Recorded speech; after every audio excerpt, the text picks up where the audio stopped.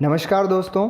Last video में हमने entity relationship diagram बनाना सीखा था और फिर उस डायग्राम से हम डेटाबेस की टेबल को क्रिएट करते हैं।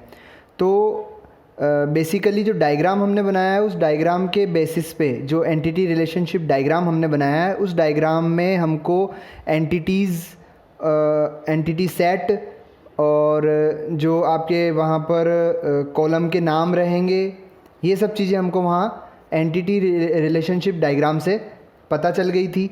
अब हमको टेबल क्रिएट करनी है, तो टेबल क्रिएट करने के लिए जो लैंग्वेज हम यूज़ में लेते हैं वो होती है डेटा डेफिनेशन लैंग्वेज। तो डेटा डेफिनेशन लैंग्वेज में कुछ स्टेटमेंट्स होते हैं जिन स्टेटमेंट के थ्रू हम टेबल को क्रिएट करते हैं।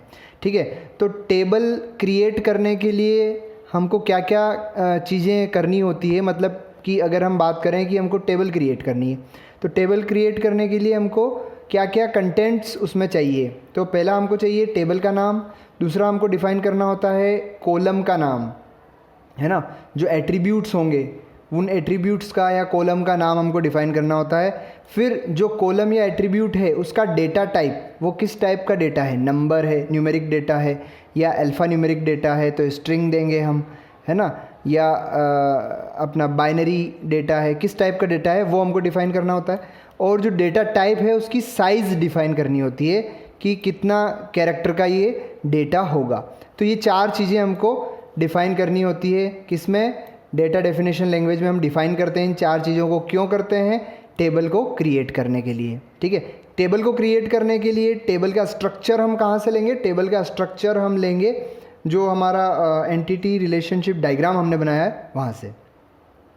तो यहाँ पर जो कंटेंट हमारे हैं, टेबल का नाम, कॉलम का नाम, कॉलम का डेटा टाइप और डेटा टाइप का साइज़। तो एक बार हम इन चारों चीज़ों को देख लेते हैं कि इन चीज़ों को क्रिएट करने के लिए नाम, जैसे हमको टेबल का नाम रखना है या कॉलम का नाम रखना है तो उनके रूल्स क्या क्या होते हैं। कॉलम का डेटा टाइप हमको डिफ़ाइन करना है तो डेटा टाइप कौन कौन से होंगे इसमें, उनको कैसे डिफ़ाइन करेंगे, उनकी साइज़ कैसे डिफ़ाइन करेंगे, तो इस चीज़ को हम यहाँ डिस्कस कर लेते हैं।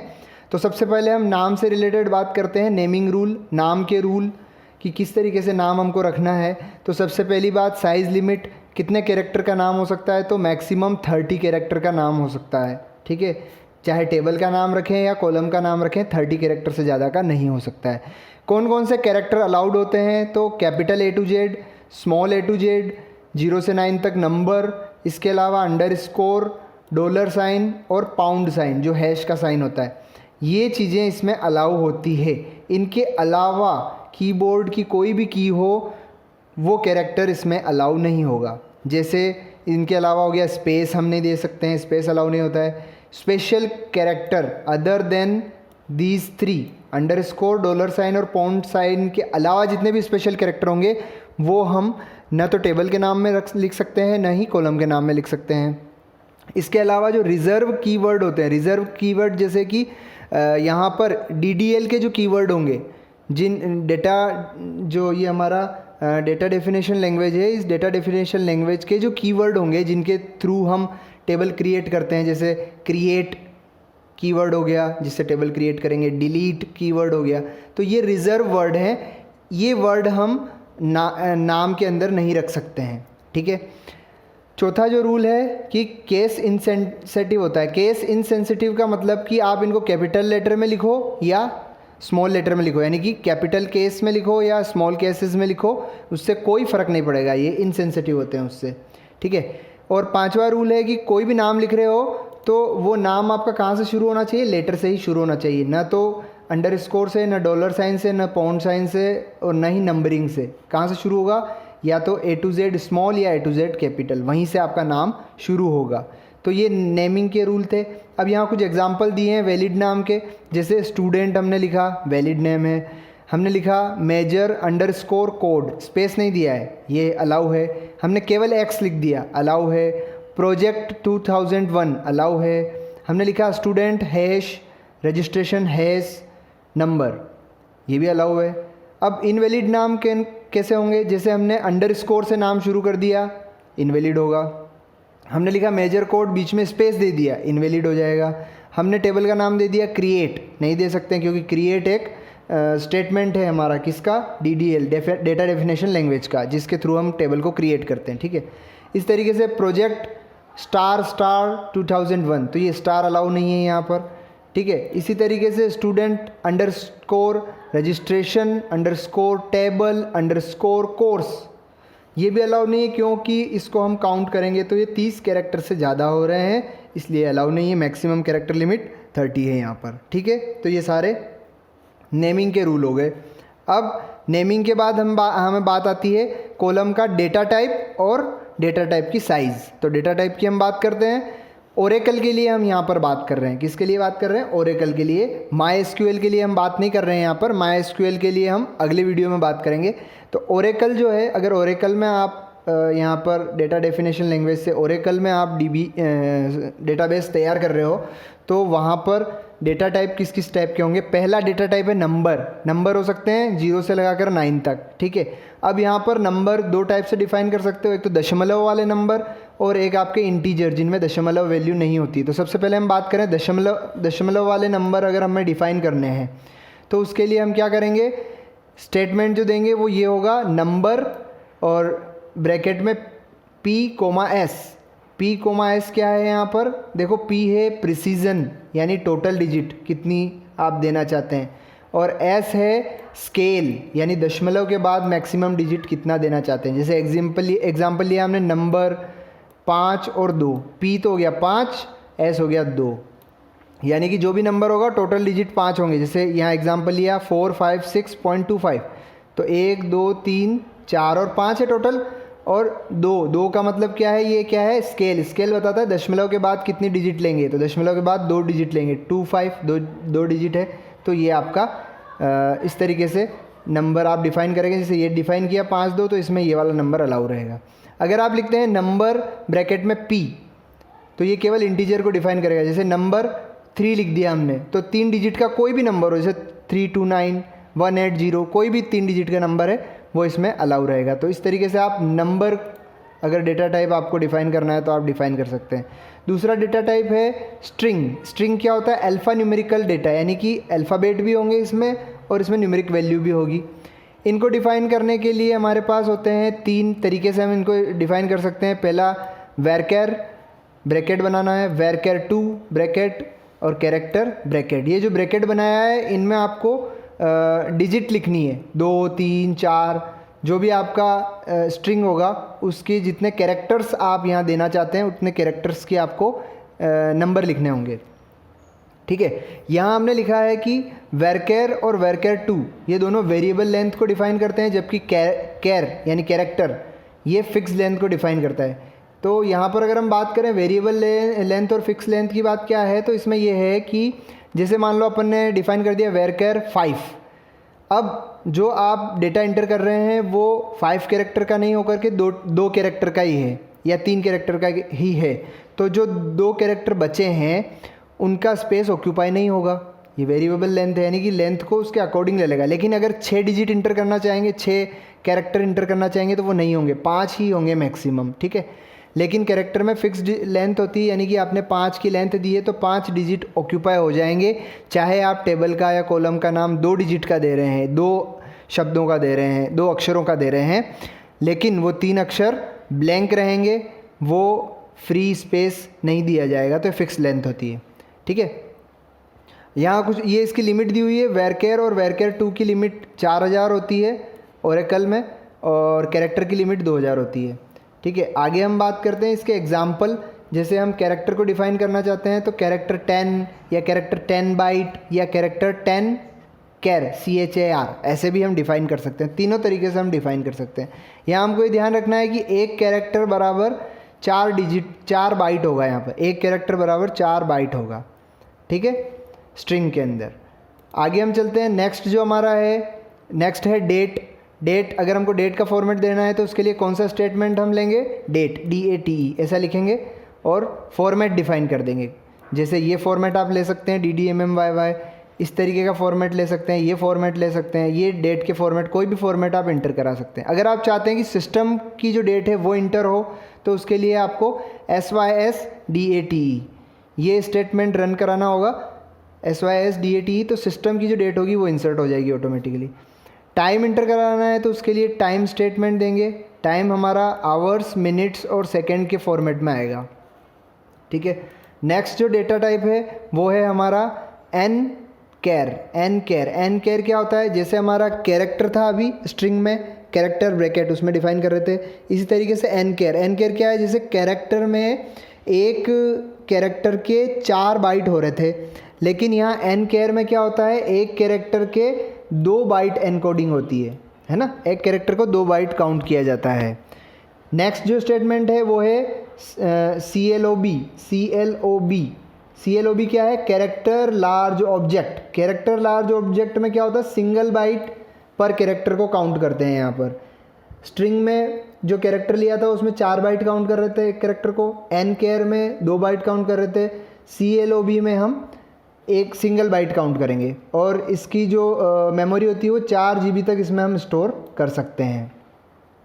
नेक्स्ट जो कैरेक्टर टाइप है वो है आपका बीलोब क्या होगा आपका यहाँ पर, ये होगा बाइनरी लार्ज ऑब्जेक्ट। अगर बाइनरी डेटा को स्टोर करना है तो बीलोब स्टेटमेंट हम काम में लेंगे, ये 4 GB डेटा तक ये भी स्टोर कर सकता है।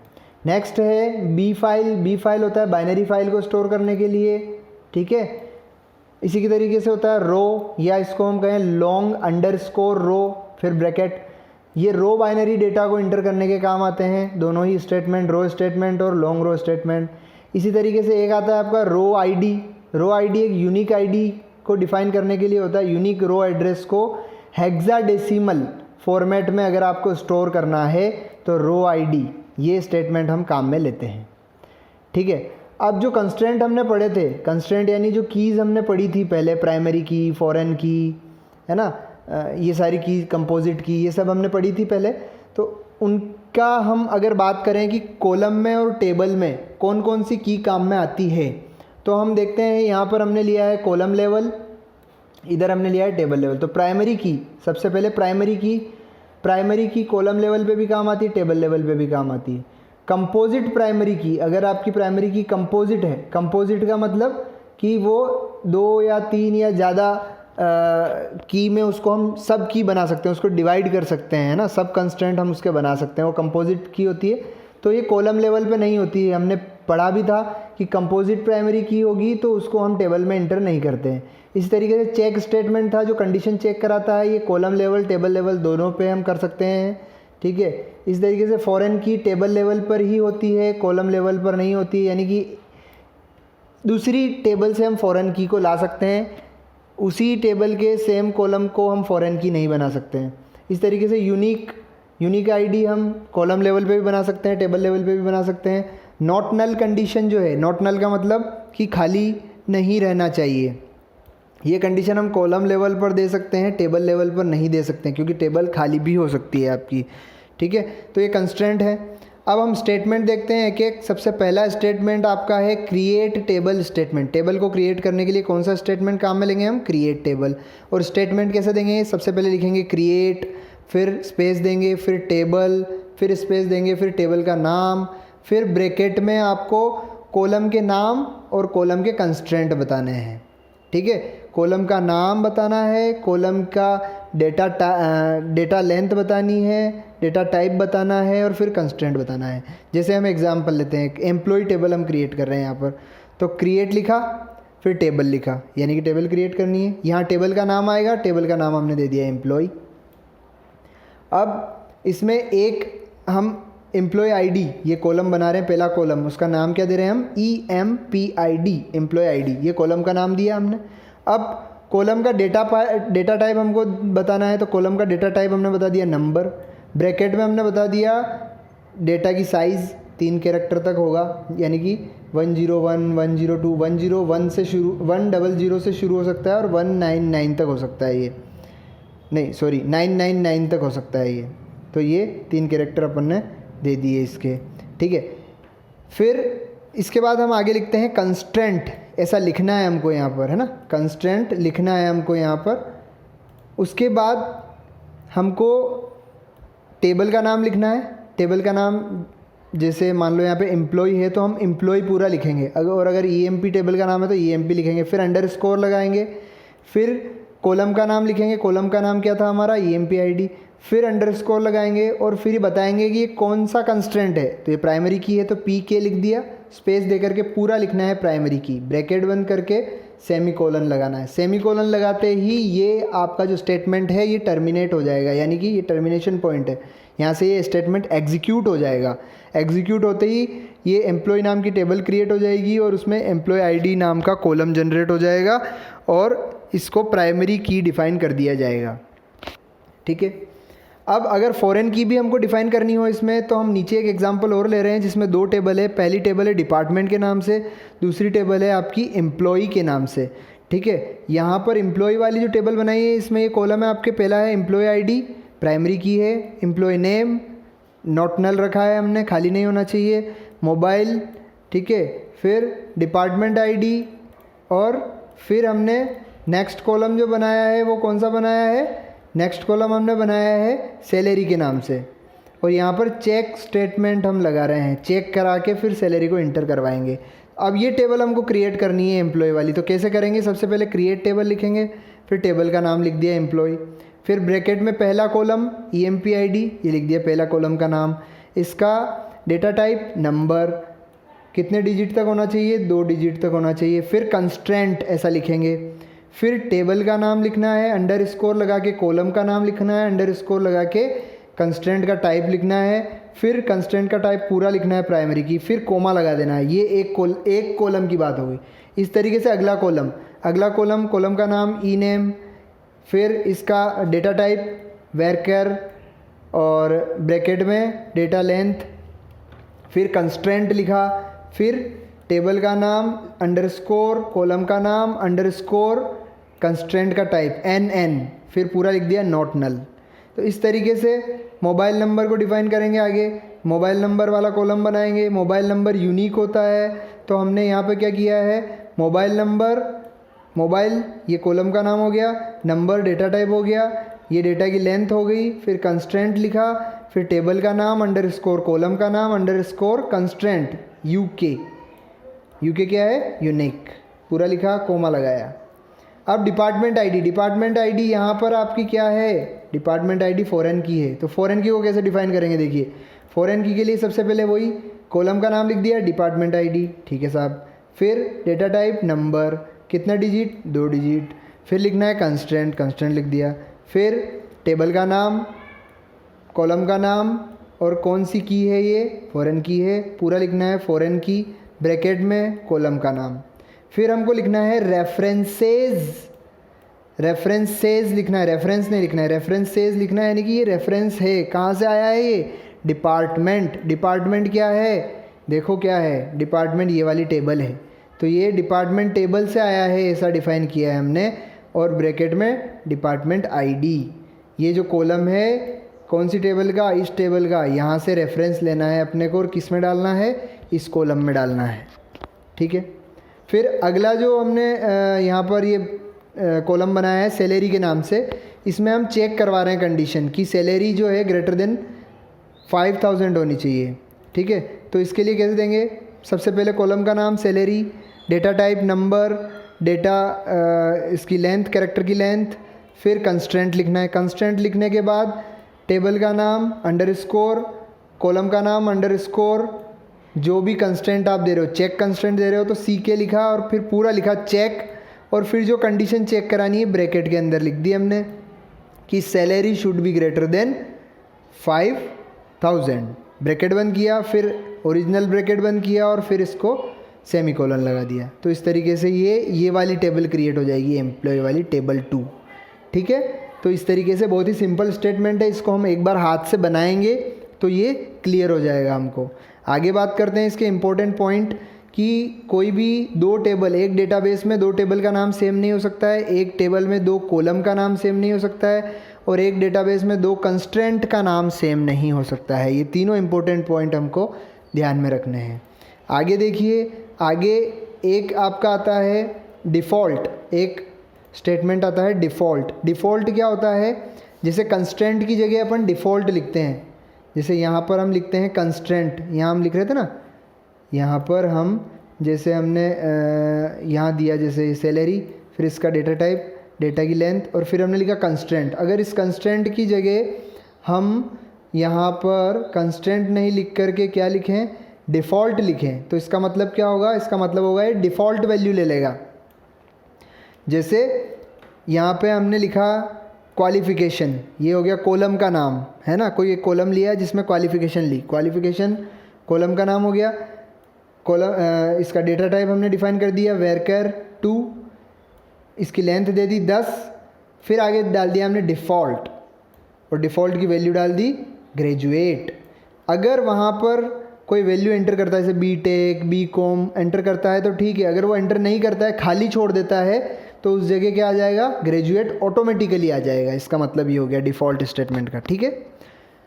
तो ये क्रिएट टेबल हो गया। क्रिएट टेबल के बाद नेक्स्ट है अल्टर टेबल। अल्टर टेबल यानी टेबल क्रिएट हो गई, अब उसमें आपको कुछ एडिटिंग करनी है, तो अल्टर टेबल स्टेटमेंट काम आएगा। अल्टर टेबल में आप क्या क्या कर सकते हैं, नया कॉलम ऐड कर सकते हैं, एग्जिस्टिंग कॉलम को मॉडिफाइड कर सकते हैं, कोई कंस्ट्रेंट ऐड कर सकते हैं, किसी कॉलम को ड्रॉप कर सकते हैं, किसी कंस्ट्रेंट को ड्रॉप कर सकते हैं, किसी कंस्ट्रेंट को इनेबल या डिसेबल करना है तो वो कर सकते हैं। तो ये सारे काम हम इसमें कर सकते हैं। सबसे पहले कॉलम ऐड करना, सिंपल से स्टेटमेंट है, फटाफट देख लेते हैं।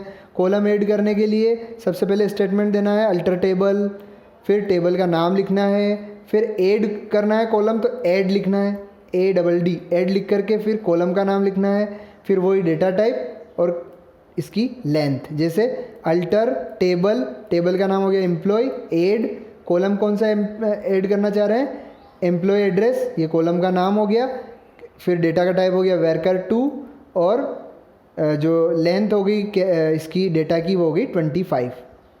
तो इस तरीके से ऐड कर देंगे। मॉडिफाई करना है तो ऐड की जगह मॉडिफाई कर देंगे, कॉलम का नाम और वही आपका डेटा टाइप और ये रहेगा सेम, ठीक है। जैसे नीचे आ गया यहाँ पर अल्टर करने के लिए, देखो alter table employ modify, address, ये कॉलम का नाम है, कैरेक्टर 30, पहले हमने कैरेक्टर 25 दिए थे, यहाँ पर कैरेक्टर 30 दे दिया। जो हमने यहाँ पर कॉलम का नाम दिया था, देखो कॉलम का नाम हमने क्या दिया था यहाँ पर, EMP_ एड्रेस, इसको हमने चेंज कर दिया, क्या कर दिया, एड्रेस कर दिया। तो हमने नाम भी चेंज कर दिया और कैरेक्टर की लेंथ भी बढ़ा दी।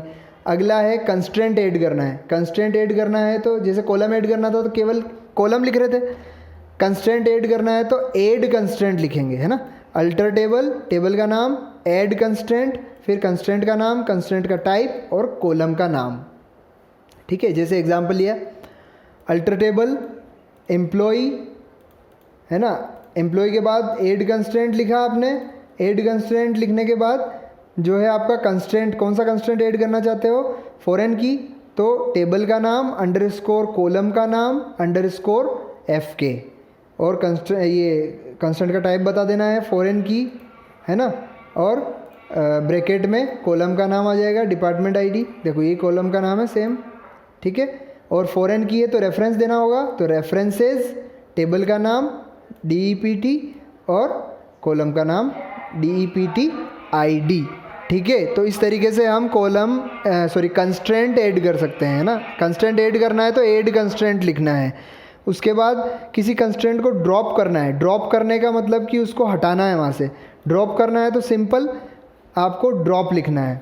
अल्टर टेबल, टेबल का नाम, ड्रॉप, कंस्ट्रेंट का टाइप, कॉलम का नेम, फिर हमको लिखना है कंस्ट्रेंट, फिर कंस्ट्रेंट का नेम, और फिर लिखना है कैस्केड। कैस्केड लिखने का मतलब क्या होता है कि प्राइमरी की को जो ड्रॉप कर रहे हो आप, उसके साथ अगर कोई फॉरेन की है तो वो भी वहाँ से हट जाएगी, तो कैस्केड लिखना है। अगर हमको फॉरेन की नहीं हटानी है तो कैस्केड नहीं लिखना है, ठीक है। इसका एग्जांपल देखते हैं अपन। जैसे कोई भी एग्जांपल अपन यहाँ ले सकते हैं, टेबल का नाम लिख करके ड्रॉप करके कंस्ट्रेंट का टाइप बताना है, जैसे प्राइमरी की हो गया, उस कॉलम का नाम लिख देना है कंस्ट्रेंट, फिर कंस्ट्रेंट का नाम लिखना है और कैस्केड करना है, ठीक है। इस तरीके से आपका अगर कॉलम को ड्रॉप करना है तो अल्टर टेबल, टेबल का नाम, ड्रॉप कॉलम, अब यहाँ लिखना है ड्रॉप कॉलम और फिर कॉलम का नाम। अल्टर टेबल, टेबल का नाम दिया एम्प्लॉय, ड्रॉप कॉलम लिखा और एड्रेस, कॉलम का नाम लिख दिया। अब अगर किसी कंस्ट्रेंट को अनेबल डिसेबल करना है तो क्या करेंगे, अल्टर टेबल, टेबल का नाम, अनेबल डिसेबल जो भी करना है आपको, और कंस्ट्रेंट लिख करके कंस्ट्रेंट का नाम लिखना है, ठीक है। फिर अगला है आपको अगर रीनेम करना है किसी कॉलम या किसी कंस्ट्रेंट को तो क्या करना है। अगर कॉलम को रीनेम करना चाह रहे हैं तो अल्टर टेबल, फिर टेबल का नाम, फिर रीनेम, फिर कॉलम, ऐसे लिखना है रीनेम कॉलम, फिर कॉलम का पुराना नाम, टू लिख करके कॉलम का नया नाम, और ये आपका सेमीकोलन। अगर कंस्ट्रेंट को रीनेम करना है तो alter table, table name, rename constraint, constraint का पुराना नाम, टू लिख करके नया नाम, बस सिंपल है। अगर किसी टेबल को ड्रॉप करना है आपको, है ना, तो अगर टेबल के साथ कंस्ट्रेंट भी ड्रॉप करने हैं तो ड्रॉप टेबल, टेबल का नाम, ब्रैकेट में कैस्केड कंस्ट्रेंट, तो पूरी टेबल ड्रॉप हो जाएगी। अगर हम लिखेंगे कंस्ट्रेंट ड्रॉप नहीं करने हैं तो ड्रॉप टेबल और टेबल का नाम, तो केवल टेबल ड्रॉप हो जाएगी, कंस्ट्रेंट ड्रॉप नहीं होंगे, ठीक है। फिर रीनेम करना है टेबल को तो रीनेम, रीनेम लिखने के बाद पुराना नाम लिखना है टेबल का, टू लगा के नया नाम लिख देना है, ठीक है। अगर टर्नकेट करना है आपको टेबल को तो टर्नकेट लिखना है, टर्नकेट, फिर टेबल लिखना है, टर्नकेट टेबल, और टेबल का नाम, जिस टेबल को टर्नकेट करना है वो नाम लिखना है। अब यहाँ पर देखो ड्रॉप, डिलीट, टर्नकेट, इन तीनों में क्या डिफरेंस है ये देख लेते हैं। ड्रॉप अगर हम करते हैं तो ड्रॉप में क्या होता है, कंप्लीट सारी रो, टेबल स्ट्रक्चर पूरा डिलीट हो जाता है वहाँ से। टर्नकेट में केवल रोज़ डिलीट होती है, टेबल स्ट्रक्चर बना हुआ रहता है। और डिलीट में हम एक एक रो को डिलीट कर सकते हैं, जिस रो को चाहें उसी रो को डिलीट कर सकते हैं, ठीक है। ड्रॉप और टर्नकेट DDL के स्टेटमेंट है, अभी आया लेकिन डिलीट नहीं आया था। Delete DML, data manipulation language का स्टेटमेंट है। ड्रॉप स्टेटमेंट अगर हम देते हैं तो पूरा स्टोरेज फ्री हो जाता है क्योंकि टेबल, रो, स्ट्रक्चर सब हट जाते हैं। टर्नकेट अगर हम करते हैं तो केवल टेबल का स्पेस हटता है ना, डेटा स्पेस नहीं हटता है। और डिलीट में टेबल स्पेस को भी फ्री नहीं करता है, ये टेबल स्पेस भी यहाँ ऑक्यूपाई रहता है। ड्रॉप में वेयर क्लोज काम आता है, यहाँ वेयर क्लोज काम आता है, यहाँ वेयर क्लोज काम नहीं आता है, ठीक है। तो ये ड्रॉप, टर्नकेट और डिलीट में डिफरेंस हो गया। तो यहाँ पर हमने डेटा डेफिनेशन लैंग्वेज पढ़ी, और डेटा डेफिनेशन लैंग्वेज के अंदर जो आपके स्टेटमेंट थे ओरेकल से रिलेटेड डेटाबेस को क्रिएट करने के लिए, वो हमने देखे। नेक्स्ट वीडियो में हम SQL जो है, SQL से रिलेटेड जो होगा, जो स्टेटमेंट होंगे उनके बारे में हम डिस्कस करेंगे। Thank you.